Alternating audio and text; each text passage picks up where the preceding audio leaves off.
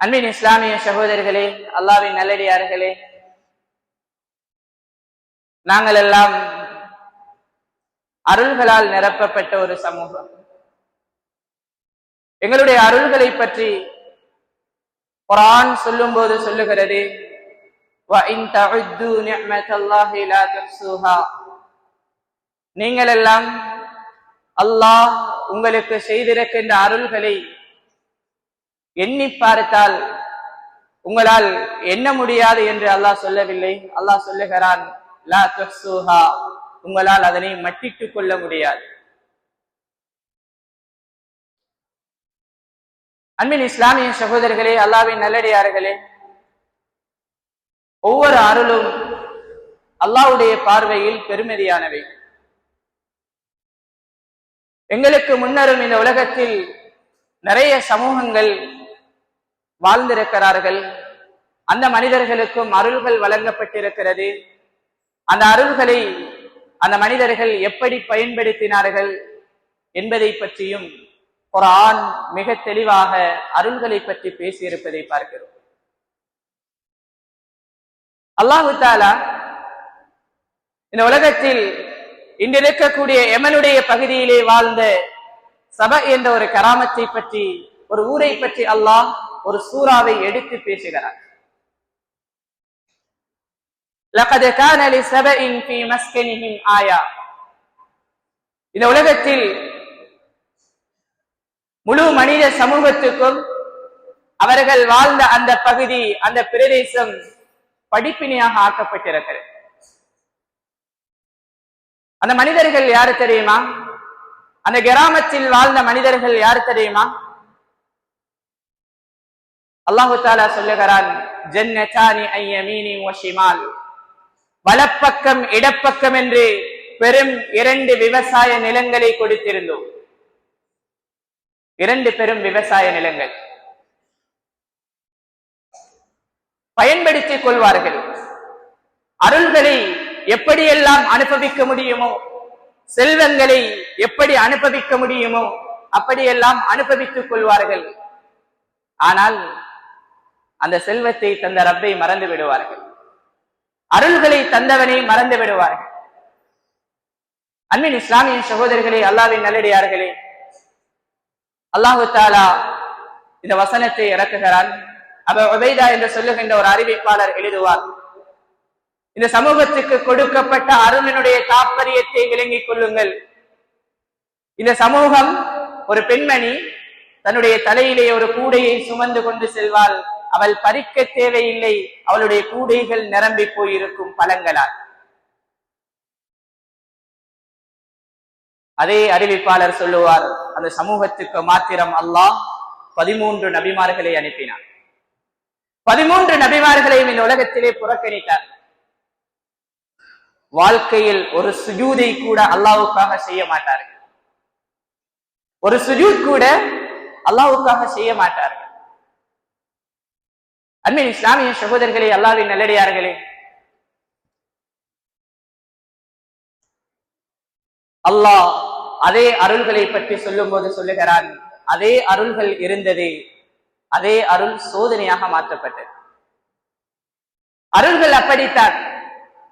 அருள்களை உதாசீனம் செய்கின்ற மனிதர்கள், பயன்படுத்திவிட்டு அல்லாஹ்வை மறந்து போன சமூகம், அவர்கள் அதே அருளை கொண்டு சோதிக்கப்படுவார்கள். அது அல்லாஹ்வினுடைய ஒரு சுன்னா. அல்லாஹ் அப்படித்தான் இந்த உலகத்திலே ஆக்கி வைத்திருக்கிறார். அபூ உபைதா என்று சொல்லுகின்ற அந்த அறிவிப்பாளர் சொல்லுவார், லா யம்லிகு இல்லா ஷௌகுஹா.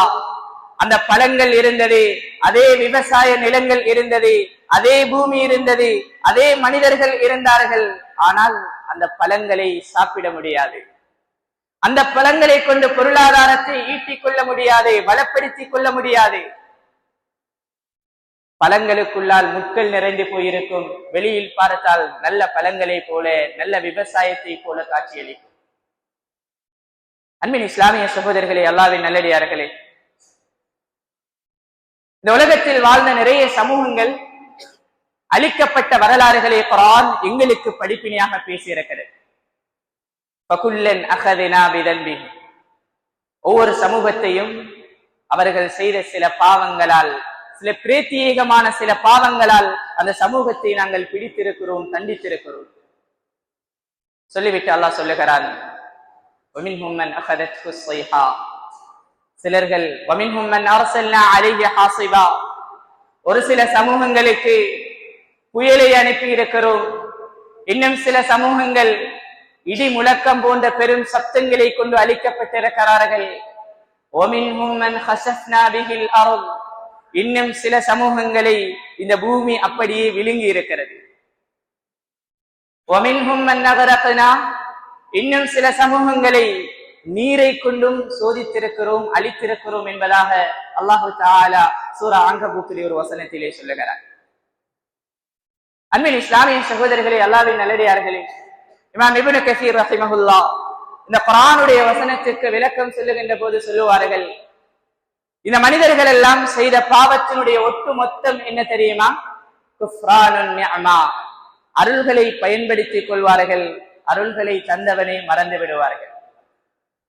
அருள்களை பயன்படுத்திக் கொள்வார்கள், அருள்களை தந்த ரப்பை மறந்து விடுவார்கள்.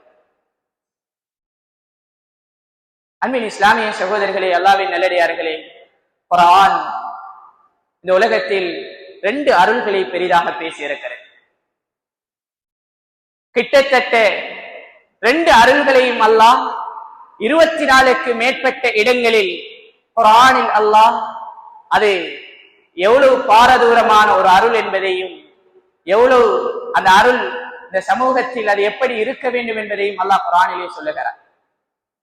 அதுதான் செல்வமும் பிள்ளைகளும்.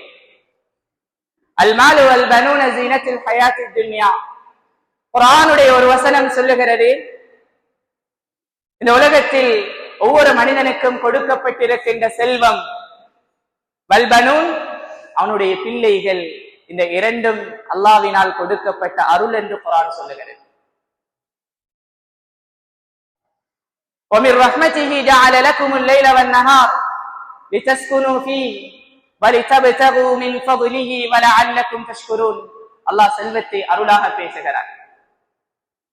அதே குர்ஆன் இன்னும் ஒரு வசனத்தில் சொல்லுகிறது, وَعَلَمُوا أَنَّمَا أَمْوَالُكُمْ وَأَوْلَادُكُمْ فِتْنَةٌ, விளங்கிக் கொள்ளுங்கள், உங்களுக்கு அல்லாஹ் தந்திருக்கின்ற செல்வம், உங்களுடைய பிள்ளைகள் சில நேரங்களில் அவைகள் சோதனைகளாகவும் மாறலாம். எதை நீங்கள் கண்ணுடைய குளிர்ச்சியாக பார்த்து கொண்டிருக்கிறீர்களோ அவைகள் சில நேரங்களில் கண்ணீருக்கும் காரணமாக அமையலாம். அன்பின் இஸ்லாமிய சகோதரர்களே, அல்லாஹ்வின் நல்லடியார்களே,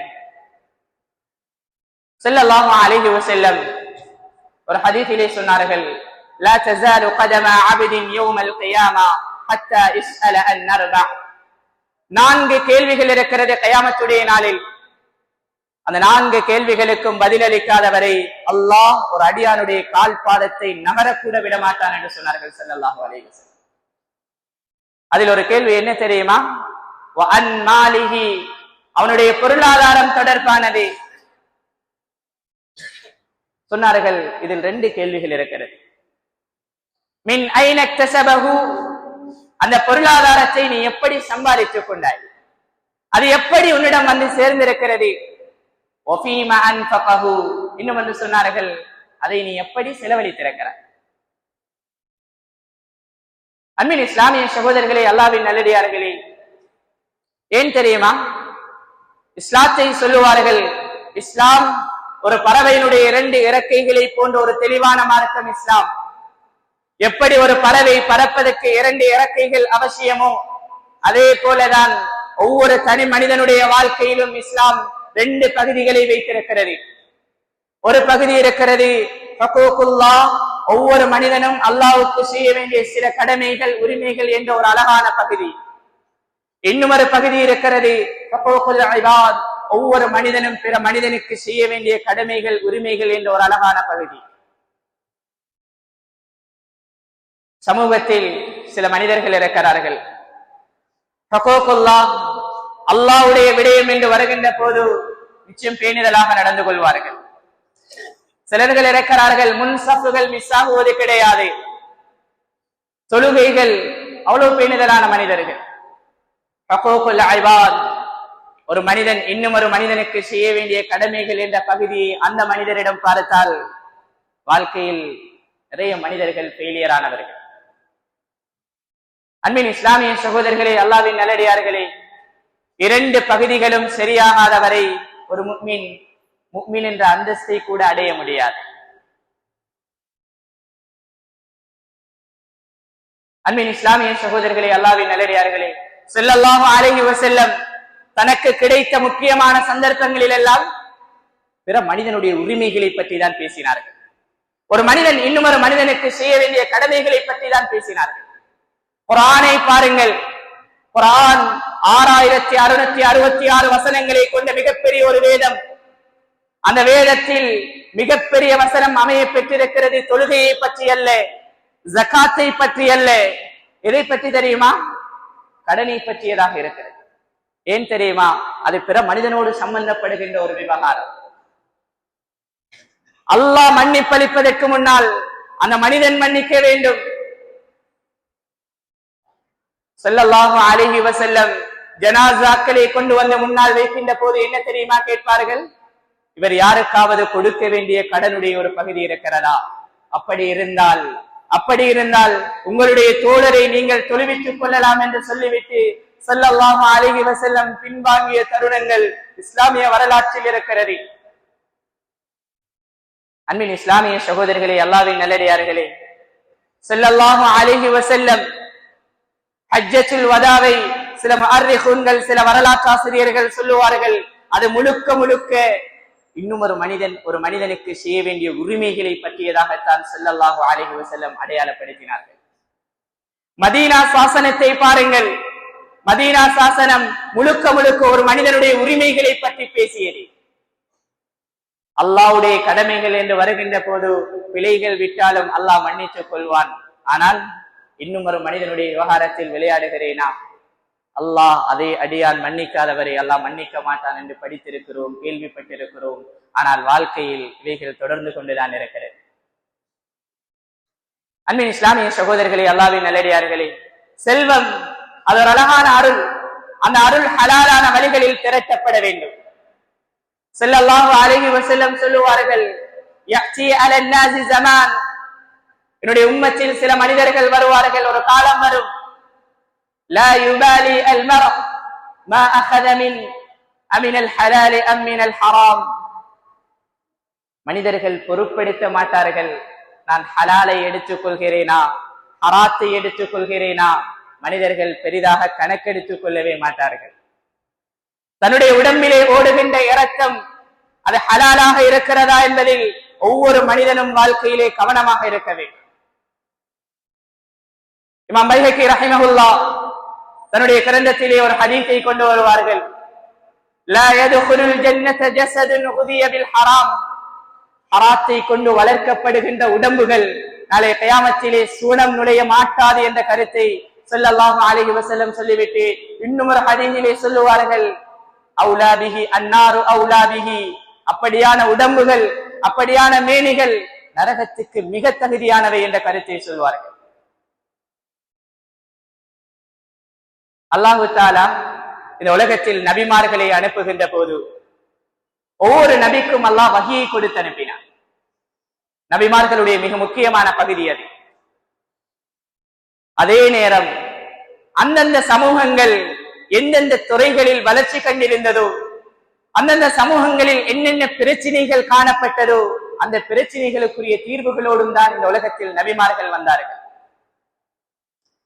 ஹஜ்ரத் மூஸா அலைஹிஸ்ஸலாம் இந்த உலகத்துக்கு வருகின்ற போது அந்த சமூகத்துக்கு தேவைப்படுகிறது ஒரு குட் கவர்னன்ஸ், ஒரு நல்ல ஆட்சி தேவைப்பட்டது. ஃபிரௌன் என்ற மிகப்பெரிய ஒரு கொடுங்கோல் மனிதன் வாழ்ந்து கொண்டிருக்கிறான். மற்ற மனிதர்களை அடிமைகளாக பயன்படுத்தப்படுகின்ற ஒரு காலம். அல்லாஹு தஆலா ஒரு நல்ல ஒரு அரசாங்கம் இப்படித்தான் இருக்க வேண்டும் என்ற ஒரு அறிவை ஹஜ்ரத் மூஸா அலைஹிஸ்ஸலாத்துக்கு அல்லாஹ் கொடுத்துதான் அனுப்பினார். ஹஜ்ரத் யூசுப் அலைஹிஸ்ஸலாம் மிஸ்ருக்கு வருகின்ற போது மிஸ்ர் மிகப்பெரிய பொருளாதாரத்திலே மிகப்பெரிய ஒரு பின்னடைவை சந்தித்துக் கொண்டிருந்த ஒரு காலம். எழுப்பவே முடியாத ஒரு பொருளாதாரத்தை எப்படி கட்டியெழுப்பலாம் என்ற அறிவையும் கொடுத்துதான் ஹஜ்ரத் யூசுப் அலைஹிஸ்ஸலாத்தை அல்லாஹ் மிஸ்ருக்கு நபியாக அனுப்புகிறார். அதே தோரணையில் தான் இந்த உலகத்தில் வியாபார சமூகமாக செல்வங்களால் நிறைந்த ஒரு சமூகமாக இருந்த மதியன் என்ற நகரத்துக்கு அல்லாஹ் ஹஜ்ரத் ஷுஐப் அலைஹிஸ்ஸலாத்தை அல்லாஹ் அனுப்பி வைக்கிறார். ஹஜ்ரத் ஷுஐப் அலைஹிஸ்ஸலாம் அந்த சமூகத்திடம் வருகின்ற போது அந்த சமூகம் நல்ல செல்வ செழிப்போடு வாழ்ந்த ஒரு சமூகம், நல்லதொரு வியாபார சமூகம். முஃபஸ்ஸிரூன்கள் சொல்லுவார்கள், وَإِلَى مَدْيَنَ أَخَاهُمْ شُعَيْبًا قَالَ يَا قَوْمِ اعْبُدُوا اللَّهَ مَا لَكُمْ مِنْ إِلَٰهٍ غَيْرُهُ. இந்த குர்ஆனுடைய வசனத்துக்கு கீழால் சொல்லுவார்கள், மதியன் அன்றிருந்த கால பகுதியிலே, இன்று அது ஜோர்தானுடைய ஒரு பகுதியிலே இருக்கிறது. அன்றிருந்த கால பகுதியிலே அரபுகளும் அஜமிகளும் தன்னுடைய பொருளாதாரத்திற்கான ஒரு களஞ்சியமாக மதியனை பயன்படுத்திக் கொண்டிருந்தார்கள். தன்னுடைய வியாபார பொருட்களை சேகரித்து வைத்து விற்பனை செய்கின்ற ஒரு நிலையமாக மதியன் காணப்பட்டது. அந்த சமூகத்துக்கு தான் அல்லாஹ் ஹஜ்ரத் ஷுஐப் அலைஹிஸ்ஸலாத்தை நபியாக அனுப்புகிறார். அவர் என்ன தெரியுமா சொன்னார்? وَإِلَى مَدْيَنَ أَخَاهُمْ شُعَيْبًا قَالَ يَا قَوْمِ اعْبُدُوا اللَّهَ. எல்லா நபிமார்களுடைய ஒரு கோஷமும் அதுதான், என்னுடைய சமூகமே அல்லாஹ்வை நீங்கள் இபாதத் செய்யுங்கள், அல்லாஹ்வை நீங்கள் வணங்குங்கள் என்று சொல்லிவிட்டு இரண்டாவது ஒரு விடயத்தை சொல்லுகிறார், மா லக்கும் மின் இலாஹின் கய்ருஹ். அல்லாஹ்வை தவிர வேறொரு கடவுளை எடுத்துக் கொள்ளாதீர்கள். கல்லையும் மண்ணையும் வணங்குகின்ற ஒரு சமூகத்தை பார்த்து சொல்லுகிறார், அல்லாஹ்வை வணங்குங்கள், அல்லாஹ்வை சுஜூத் செய்யுங்கள் என்று சொல்லிவிட்டு என்ன தெரியுமா சொல்லுகிறார்? وَلَا تَنْقُصُوا الْمِكْيَالَ وَالْمِيزَانَ وَلَا تَنْقُصُوا الْمِكْيَالَ وَالْمِيزَانَ. இன்னும் ஒரு மனிதனுக்கு போய் சேர வேண்டியவற்றில் விளையாடாதீர்கள், இன்னும் ஒரு மனிதனுக்கு போய் சேர வேண்டிய ஹக்குகளில் விளையாடாதீர்கள், அளவை நிறுவைகளில் மோசடி செய்யாதீர்கள். இன்னி அராகும் பிகைரின், நன்றாகத்தானே இருக்கிறீர்கள், அல்லாஹ் நிறைய செல்வங்களை தந்திருக்கிறான் தானே, ஏன் இப்படி நீங்கள் செய்ய வேண்டும்?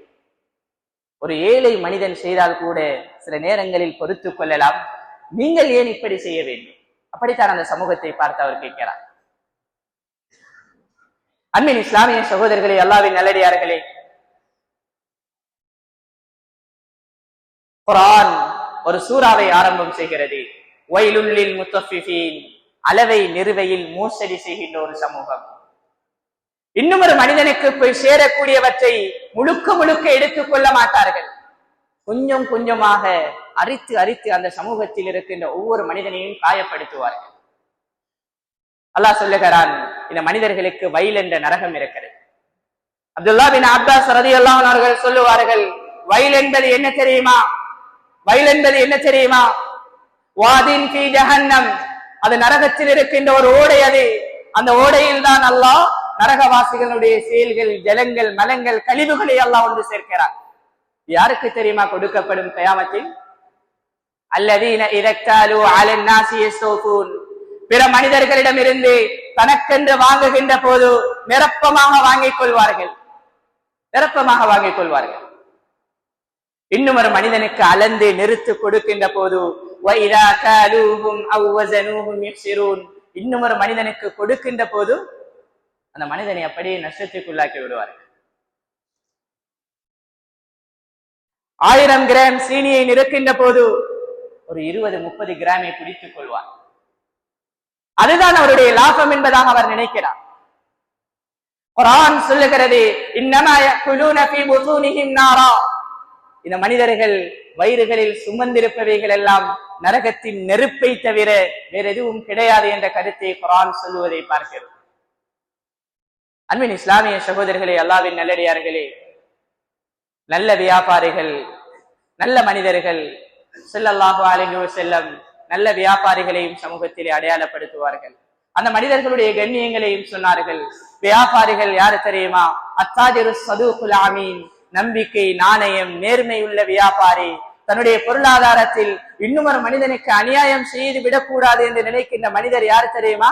அவர் நாளைய கயாமத்திலே நபிமார்களோடு இருப்பார். மஅன் நபியீன வஸ்ஸித்தீகீன வஷ்ஷுஹதாஇ வஸ்ஸாலிஹீன், நல்ல மனிதர்களோடு இருப்பார்கள். நபிமார்களோடு இருக்கின்ற சந்தர்ப்பம் நல்ல வியாபாரிகளுக்கு அல்லாஹ் வைத்திருக்கிறார். தபரானிலே ஒரு ஹதீஸ் பதிவு செய்யப்பட்டிருக்கிறது. இமாம் தபரானி ரஹிமஹுல்லாஹ் அந்த ஹதீஸுக்கு கீழால் இந்த ஹதீஸையும் கொண்டு வந்து விளங்கப்படுத்துவார்கள். இல்மை தேடி, மார்க்கத்தின் அறிவை தேடி ஒருவர் பயணம் செய்கிறார், அவர் மரணித்து விடுகிறார். அவருடைய ஹதீஸை ஸல்லல்லாஹு அலைஹி வஸல்லம் சொல்லுகின்ற போது சொன்னார்கள், அவருக்கும் நபிமார்களுக்கும் மத்தியில் ஒரு தரஜா வேறுபட்டதாக இருக்கும். நபிமார்கள் ஒரு படியில் இருந்தால் அதற்கு அடுத்த படியில் தான் இல்மை கற்பதற்காக சென்று மரணித்த மனிதர் இருப்பார் என்றால், வியாபாரிகளை ஸல்லல்லாஹு அலைஹி வஸல்லம் சொல்லுவார்கள் என்ன தெரியுமா? நல்ல வியாபாரி, நாணயம் உள்ளவர், நேர்மையானவர். சமூகத்தில் சில வியாபாரிகள் இருப்பார்கள், அவர்களிடம் போய் பொருட்களை வாங்கிக் கொள்ளலாம் என்று சில மனிதர்கள் நினைப்பார்கள். அப்படியான வியாபாரிகள் நாளைய கியாமத்தில் நபிமார்களோடு இருப்பார்கள் என்ற கருத்தை சொன்னார்கள் ஸல்லல்லாஹு அலைஹி வஸல்லம். அன்பின் இஸ்லாமிய சகோதரர்களே, அல்லாஹ்வின் நல்லடியார்களே, எந்த ஒரு மனிதனுக்கும் போய் சேர வேண்டியவற்றில் எந்த ஒரு மனிதனும் எடுத்துக்கொள்ள முடியாது. இஸ்லாம் வியாபாரிகள் என்று வருகின்ற போது மிக கடினமாக பேசியிருக்கிறது. ஸல்லல்லாஹு அலைஹி வஸல்லம் வியாபாரிகளை விழித்தே பேசுவார்கள். யா மஅஷர துஜ்ஜார், வியாபார சமூகமே கவனமாக நடந்து கொள்ளுங்கள். நல்ல வியாபாரிகளை ஸல்லல்லாஹு அலைஹி வஸல்லம் அடையாளப்படுத்தும் போது சொன்னார்கள், பொருளாதாரம் ஒரு செல்வம் ஒரு அருள். அந்த அருள் சரியாக பாதுகாக்கப்பட வேண்டும், சரியான வழியில் அது திரட்டப்பட வேண்டும். இன்னும் ஒரு மனிதனுடைய வேர்வையை தன்னுடைய பொக்கெட்டுக்குள்ளால் போட்டுக் கொள்ளக் கூடாது என்பதில் ஒவ்வொரு மனிதனும் வாழ்க்கையிலே கவனமாக இருக்க வேண்டும். அது ₹1 இருந்தாலும் சரி. அப்துல்லா பின் பாஸ் ரஹிமஹுல்லாஹ் சமகாலத்தில் வாழ்ந்த ஒரு இஸ்லாமிய அறிஞர், இவரிடம் ஒரு பெண்மணி வந்து ஒரு ஃபத்வாவை கேட்டார். என்ன தெரியுமா கேட்கிறாள்? என்னுடைய கணவர் ஒரு நல்ல மனிதர், என்னுடைய விவகாரங்கள் என்று வருகின்ற போது நல்ல முறையில் நடந்து கொள்கிறார். சில நேரங்களில் நான் கண்டிருக்கிறேன், அவர் பிற மனிதர்களோடு சேர்ந்து செய்கின்ற வியாபாரங்களில் இன்னும் ஒரு மனிதனுக்கு போய் சேரக்கூடியவற்றை லேசாக எடுத்துக் கொள்வதை கண்டிருக்கிறேன். அவள் கேட்கிறாள், இப்படியான ஒரு கணவனோடு வாழுவதன் சட்டம் என்ன என்பதாக. அப்துல்லா பின் பாஸ் ரஹிமஹுல்லாஹ் சொன்னார்கள், என்ன தெரியுமா சொன்னார்கள்? வியாபாரம் என்பது ஒரு அழகான உடன்படிக்கை. அது குர்ஆன் சொல்லுகிறது, யா அய்யுஹல்லதீன ஆமனூ அவ்ஃபூ பில் உகூத், ஈமான் கொண்ட மனிதர்களே, முஃமின்களே, உங்களிடத்தில் உடன்படிக்கைகள் கொண்டு வரப்பட்டால், வாக்குறுதிகள் கொடுக்கப்பட்டால் அவைகளை சரியாக நிறைவேற்றுங்கள். அவர் சொல்லுகிறார், திருமணம் என்பதும் ஒரு உடன்படிக்கை தான். அவர் சொன்னார், என்ன தெரியுமா? இப்படியான வியாபார உடன்படிக்கைகளில் நல்ல முறையில் நடந்து கொள்ளாத மனிதர்கள், இன்னும் ஒரு மனிதனுடைய விவகாரத்தில் லேசாக விளையாடி விடுகின்ற மனிதர்கள் உன்னுடைய விடயத்திலும் எதிர்காலங்களில் நல்ல முறையில் நடந்து கொள்ள மாட்டார்கள். திருமணம் என்ற உடன்படிக்கையிலும் நல்ல முறையில் நடந்து கொள்ள மாட்டார்கள், அநியாயம் செய்து விடுவார்கள். அன்பின் இஸ்லாமிய சகோதரர்களே, அல்லாஹ்வின் நல்லடியார்களே, அவர் சொல்லுகிறார், இப்படியான ஒரு கணவனோடு வாழுவதை விட அவரை நீ பசுக் செய்வது நல்லம் என்ற கருத்தை அப்துல்லா பின் பாஸ் ரஹிமஹுல்லாஹ் சொல்லி அனுப்பினார்கள். ஏன்? அவருடைய வியாபாரத்திலே ஹராம் கலந்திருக்கிறது. அன்பின் இஸ்லாமிய சகோதரர்களே, அல்லாஹ்வின் நல்லடியார்களே, ஒவ்வொரு மனிதனும் வாழ்க்கையிலே கவனமாக இருக்க வேண்டிய பகுதிதான். இஸ்லாத்தை பாருங்கள். இஸ்லாம் இபாதா மாலியா, பணம் தொடர்பான மிகப்பெரிய ஒரு இபாதத்துடைய பகுதியை இஸ்லாமிய ஷரீஅத் பேசி இருக்கிறது. பணத்துக்கு செய்ய வேண்டிய, பொருளாதாரத்துக்கு ஒவ்வொரு மனிதனும் கொடுக்க வேண்டிய ஹக்குகளை ஹதீஸும் குர்ஆனும் நிறைய இடங்களில் பேசியிருப்பதை பார்க்கிறோம். சதகா என்றும், ஜகாத் என்றும், ஹிபத் என்றும், வராத்தத் என்றும், வக்ஃப் என்றும் எத்தனையோ பகுதிகள் இருக்கிறது. இஸ்லாத்தினுடைய 5 கடமைகளில் 2 கடமைகள் பொருளாதாரத்தோடு தொடர்பானவைகள், ஜகாத், ஹஜ். ஒரு பிள்ளை கிடைத்து விட்டால், ஒரு அருள் கிடைத்து விட்டால், உதுஹியா, அகீகா என்ற கடமைகளை நிறைவேற்றுகிறோம். அந்த கடமைகள் பணத்தோடு தொடர்பானவைகள். அன்பின் இஸ்லாமிய சகோதரர்களே, அல்லாஹ்வின் நல்லடியார்களே, சில சலஃபுகள் இந்த உலகத்திலே வாழ்ந்திருக்கிறார்கள். அந்த மனிதர்கள் பணம் என்ற அருளை வைத்து சூனத்தை அடைந்து கொள்ள வேண்டும் என்று ஆசைப்பட்ட மனிதர்கள். அப்துல்லா பின் பாரக் ரஹிமஹுல்லாஹ், ஒரு இடத்திலே ஒரு மனிதர் வந்து கேட்டார், இமாம் அவர்களே, எனக்கு காலிலே ஒரு வலி ஏற்பட்டிருக்கிறது, அந்த வலிக்கு நிறைய நிவாரணிகளை பெறுவதற்காக நிறைய மருந்துகளை செய்திருக்கிறேன், ஆனால் அது குணமாகவில்லை என்று சொன்ன போது அவர் சொல்லுகிறார், என்ன தெரியுமா, நான் கேள்விப்பட்டிருக்கிறேன் நீ பொருளாதாரத்தில் உயர்ந்த ஒரு மனிதன், என்னுடைய பொருளாதாரத்தில் இருந்து சதக்கா செய்கின்ற பழக்கத்தை தன்னுடைய வாழ்க்கையிலே ஏற்படுத்தி, பொருளாதாரம் அது ஒரு அருள், அந்த அருளை சரியாக பயன்படுத்துவது அது சதக்காக்களை கொண்டுதான் நடாத்தப்படுகிறது. அன்பின் இஸ்லாமிய சகோதரர்களே, அல்லாஹ்வின் நல்லடியார்களே, இரண்டாவது விடயம், பொருளாதாரம் ஹலாலான வழிகளில் திரட்டப்படுகின்ற அதே நேரம் அந்த பொருளாதாரம் இரண்டாவது அது என்னுடைய பிள்ளைகளுக்கு, என்னுடைய குடும்பத்துக்கு அது கொண்டு செல்லப்படுகிறது. என்னுடைய பிள்ளையிடமிருந்து நல்ல விடயங்களை நான் எதிர்பார்க்கணுமாக இருந்தால் என்னுடைய பொருளாதாரம் அது ஹலாலாக இருக்க வேண்டும். குர்ஆனில் அல்லாஹ் 24க்கு மேற்பட்ட இடங்களில் செல்வம் என்ற அருளையும் பிள்ளைகள் என்ற அருளையும் அல்லாஹ் சேர்த்து பேசியிருக்கிறார். காரணம் என்ன தெரியுமா, செல்வம் அது அடுத்த கட்டம் கொண்டு செல்லப்படுகிறது பிள்ளைகளுக்காக வேண்டி. பிள்ளைகளிடம் நல்லவைகளை நான் எதிர்பார்க்கணுமாக இருந்தால் என்னுடைய வாழ்க்கையிலே நான் அந்த பிள்ளைகளுக்கு கொடுக்கின்ற பொருளாதாரத்தை ஹலாலாக ஆக்கிக் கொள்ள வேண்டும். ஹஜ்ரத் உமர் ரலியல்லாஹு அன்ஹு அவர்களுடைய காலம் ஒரு மகனை ஒரு தந்தை அழைத்து கொண்டு வந்தார். வந்து சொன்னார், என்ன தெரியுமா உமர், என்னுடைய மகன் எனக்கு கட்டுப்படுவது கிடையாது. ஹஜ்ரத் உமர் ரலியல்லாஹு அன்ஹு அவர்களை பார்த்து அந்த மகன் கேட்டான், என்ன தெரியுமா, ஹஜ்ரத் உமரே, நீங்கள் சொல்லுங்கள், ஒரு பிள்ளைக்கு ஒரு தந்தை என்ன கடமைகள் செய்ய வேண்டும் என்று நீங்கள் நினைக்கிறீர்கள்? நீங்கள் என்ன நினைக்கிறீர்கள்? ஒரு பிள்ளைக்கு ஒரு தந்தை என்ன கடமைகளை செய்ய வேண்டும்? ஹஜ்ரத் உமர் ரலியல்லாஹு அன்ஹு அவர்கள் 3 விடயங்களை ஞாபகப்படுத்தினார்கள். சொன்னார்கள், முதலாவது, நீ உன்னுடைய பிள்ளையை பெற்றெடுப்பதற்கு ஒரு நல்ல தாயை இந்த உலகத்திலே தெரிவு செய்திருக்க வேண்டும்.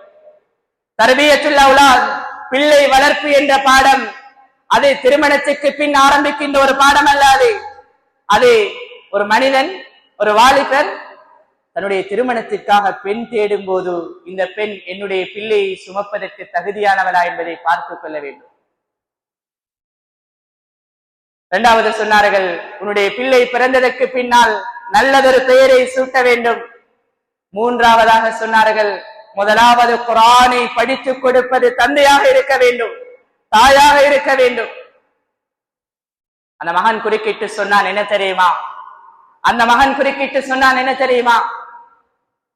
இந்த மூன்றையும் என்னுடைய வாப்பா என்னை அழைத்து வந்திருக்கிறாரே இந்த மனிதர் இந்த மூன்றையும் எனக்கு செய்தது கிடையாது. அவன் சொன்னான், உம்மி ஹிய மஜூசியா, என்னுடைய உம்மா, என்னுடைய தாய் ஒரு நெருப்பை வணங்குகின்ற ஒரு பெண்மணி, அவளிடமிருந்து எப்படி இஸ்லாத்தை எதிர்பார்க்க முடியும்? நல்லவைகள் கொடுக்கப்படாத தாயிடமும் தந்தையிடமும் இருந்து, நல்லவைகள் இல்லாத தாயிடமும் தந்தையிடமும் இருந்து எப்படி நல்லதொரு இஸ்லாத்தை சமூகத்தில் எதிர்பார்க்கலாம்? இரண்டாவது சொன்னான், என்ன தெரியுமா, என்னுடைய வாப்பா இந்த அழைத்து வந்திருக்கிறாரே இந்த மனிதர், இவர் எனக்கு வைத்த பெயர் ஜுஅலுன், அரபியிலே மலங்களை உருட்டுகின்ற வண்டுக்கு பயன்படுத்துவார்கள். மூன்றாவது சொன்னான், மிக முக்கியமான ஒரு விடயம், வலம் யுஅல்லிம்னி ஹர்ஃபன் வாஹிதன் மினல் குர்ஆன், குர்ஆனிலிருந்து ஒரு ஹர்ஃபை கூட என்னுடைய வாழ்க்கையிலே இவர் எனக்கு படித்து தந்தது கிடையாது. முதலாவது ஆசிரியர் முஅல்லிம் அல்ல, முதர்ரிஸ் அல்ல. முதலாவது குர்ஆனும் ஹதீஸும் கொடுக்கப்பட வேண்டும், குர்ஆனுடைய எழுத்துக்கள் மொழியப்பட வேண்டும், தாயினுடைய தந்தையினுடைய வாயிலிருந்துதான். அன்பின் இஸ்லாமிய சகோதரர்களே, அல்லாஹ்வின் நல்லடியார்களே, பிள்ளைகள் அருளானவர்கள். ஒரு பிள்ளை நல்லதை செய்தாலும் சரி, ஒரு தீயதை செய்தாலும் சரி, அது சமூகத்தில் அது தாயோடும் தந்தையோடும் சேர்த்துதான் பேசப்படுகிறது. கியாமத்திலும் அப்படித்தான் பேசப்படும். ஹஜ்ரத் மரியம் அலைஹிஸ்ஸலாம் தன்னுடைய வயிற்றிலே ஒரு குழந்தையோடு வந்த நேரம் அந்த சமூகத்தில் இருந்த மனிதர்கள் என்ன தெரியுமா கேட்டார்கள்? மா கான அபூகி இம்ரஅ ஸௌஇன் வ மா கானத் உம்முகி பகியா, மரியமே, உங்களோட உம்மா உங்களோட வாப்பா இவங்கெல்லாம் பாவம் செய்யற மனிதர்கள் இல்லையே, எப்படி இப்படியான ஒரு குழந்தை வர முடியும் என்றுதான் ஹஜ்ரத் மரியம் அலைஹிஸ்ஸலாத்தை பார்த்து கேட்பார்கள். அன்பின் இஸ்லாமிய சகோதரர்களே, அல்லாஹ்வின் நல்லடியார்களே, ஒவ்வொரு மனிதனும் தன்னுடைய வாழ்க்கையிலே கவனமாக இருக்க வேண்டிய பகுதிதான். ஒவ்வொரு மனிதனும் அருள்களை எப்படி பயன்படுத்துகிறான் என்பதில் நாளை கியாமத்திலே ஒவ்வொரு மனிதனிடமும் கேள்வி கணக்குகள் காத்திருக்கிறது. அதில் ஸல்லல்லாஹு அலைஹி வஸல்லம் அதிகமாக கட்டாயப்படுத்துவார்கள். வஅன் மாலிஹி, அவனுடைய பொருளாதாரம் தொடர்பான கேள்வி. வஅன் வலதிஹி, அவனுக்கு கொடுக்கப்பட்ட பிள்ளைகள் தொடர்பான கேள்வி. இந்த ரெண்டு அருளும் ஒவ்வொரு மனிதனுடைய வாழ்க்கையிலும் மிக முக்கியமானவைகள். இந்த ரெண்டு அருளையும் ஒரு மனிதன் பயன்படுத்தி நாளை கியாமத்தில் சுவனத்தையும் சம்பாதிக்கலாம். அதே ரெண்டு அருளையும் பயன்படுத்தி அல்லாஹ் பாதுகாக்க வேண்டும், ஒரு மனிதன் நரகத்தையும் சம்பாதித்துக் கொள்ளலாம். அன்பின் இஸ்லாமிய சகோதரர்களே, அல்லாஹ்வின் நல்லடியார்களே, கவனமாக இருப்போம். எங்களுடைய வாழ்க்கையில் அருள்களை உதாசீனம் செய்கின்ற ஒரு மனிதனாக இருந்துவிடக் கூடாது. ஒவ்வொரு அருளுக்காகவும் ஸல்லல்லாஹு அலைஹி வஸல்லம் பிரார்த்தனை செய்வார்கள். அல்லாஹும்ம இன்னி அஊது பிக மின் ஸவாலி நிஅமதிக், யா அல்லாஹ், இந்த உலகத்தில் எனக்கு நிறைய அருள்களை தந்திருக்கிறாய், அந்த அருள்கள் என்னிலிருந்து நீங்கி போய் விடக்கூடாது என்று உன்னிடம் பிரார்த்தனை செய்கிறேன் என்று ஸல்லல்லாஹு அலைஹி வஸல்லம் பிரார்த்தனை செய்வார்கள். எனவேதான் அன்பின் இஸ்லாமிய சகோதரர்களே, அல்லாஹ்வின் நல்லடியார்களே, ஒவ்வொரு அருளையும் பேணுதலாக பயன்படுத்தி அல்லாஹ்வுக்கு ஷுக்ர் செய்கின்ற, சுஜூத் செய்கின்ற நல்ல மனிதனாக வாழ்ந்து மரணிப்பதற்கு அல்லாஹ் நம் அனைவர்களுக்கும் அருள் பாலிப்பானாக. யா அல்லாஹ், எங்களுடைய பாவங்களை மன்னிப்பாயாக. உனக்கு பிடித்த மனிதர்களாக எங்கள் அனைவர்களையும் நீ கபூல் செய்து கொள்வாயாக. எங்களுடைய மன்னரைகளை சூனத்தின் பூஞ்சோலைகளாக ஆக்குவாயாக. யார் யாரெல்லாம் கஷ்டங்களோடும் துன்பங்களோடும் வாழுகிறார்களோ அவர்களுடைய கஷ்டங்களை, துன்பங்களை, துயரங்களை, நோய்களை நீ குணப்படுத்துவாயாக. நிம்மதியான சந்தோஷகரமான வாழ்க்கையை இந்த உலகத்திலும் மறு உலகத்திலும் தந்தருள்வாயாக. எங்கள் ஒவ்வொருவருடைய ஹலாலான ஹாஜாத்துக்களையும் ரகுபாத்துக்களையும் நீ நிறைவேற்றி வைப்பாயாக. ஆமீன். வாஹிரு தஅவானா அல்ஹம்துலில்லாஹி ரப்பில் ஆலமீன்.